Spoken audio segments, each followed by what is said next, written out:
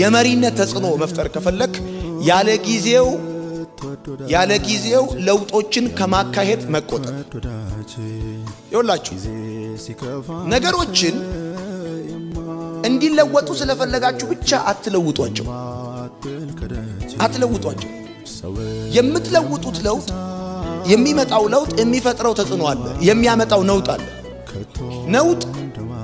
ለውጥ ከነውጥ ጋር ስለሆነ ለውጡን በማምጣታችሁ ምክንያት የሚመጣው ነውጥ ልትቋቋሙ የምትችሉበት የማህበራዊ አደረጃጀት፣ የፋይናንስ አቅም እስካልገነባችሁ ድረስ ለውጡን ስለፈለጋችሁ ብቻ ለውጥ እንዳትረሱ ይሄን የነገርኳችሁን ነገር።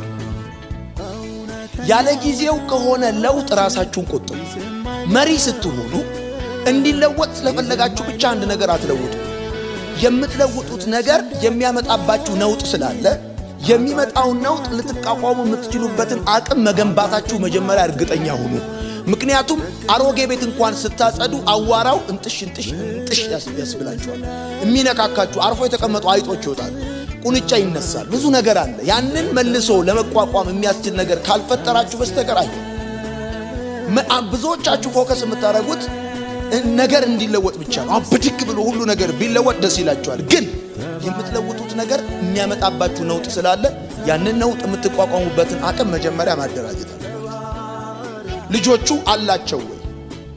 ለውጥ ለማምጣት ልጆቹ ሬዲ ናቸው ወይ? ዝግጁ ናቸው? ቸርቹ ዝግጁ ነው ወይ?